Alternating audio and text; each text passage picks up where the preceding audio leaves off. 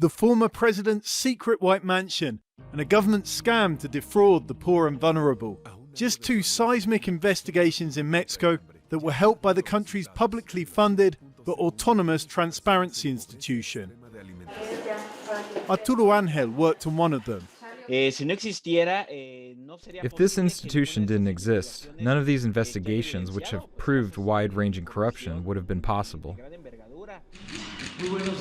But now the president wants to scrap the institution through which citizens can request government documents. His reasons: 1, it's expensive; 2, it's ineffective; and 3, it's politically motivated. All of these organs were created just for simulation. They cost a lot of money, public money, the people's money. Actually, the Transparency Institute costs 0.01% of the national budget. That's 100 times less than the government spends on the armed forces. And it hasn't, as the president said, blocked the release of government files. It doesn't have that power. It can only ask authorities for documents. They can refuse. Lopez Obrador's spokesman says it often hasn't asked hard enough. Why not give it more teeth then, I put to him. But he sees another solution.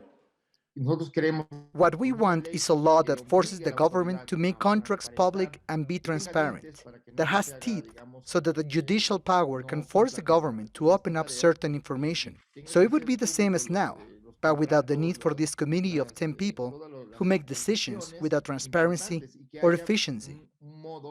That idea from the president's office would hand most of the power in regulating information directly to the federal government or the judiciary, which is closely linked to it. And free speech activists say there's an obvious problem there. It's basically like picking the referee for a football match from the home team. They say scrapping an autonomous counterweight to the government, big mistake.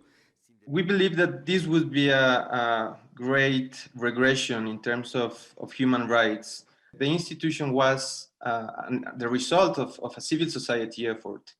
And these efforts are trying to enforce or to strengthen the democratization process in Mexico.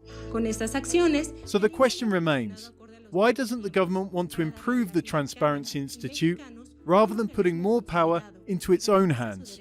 John Holman, Al Jazeera, Mexico City.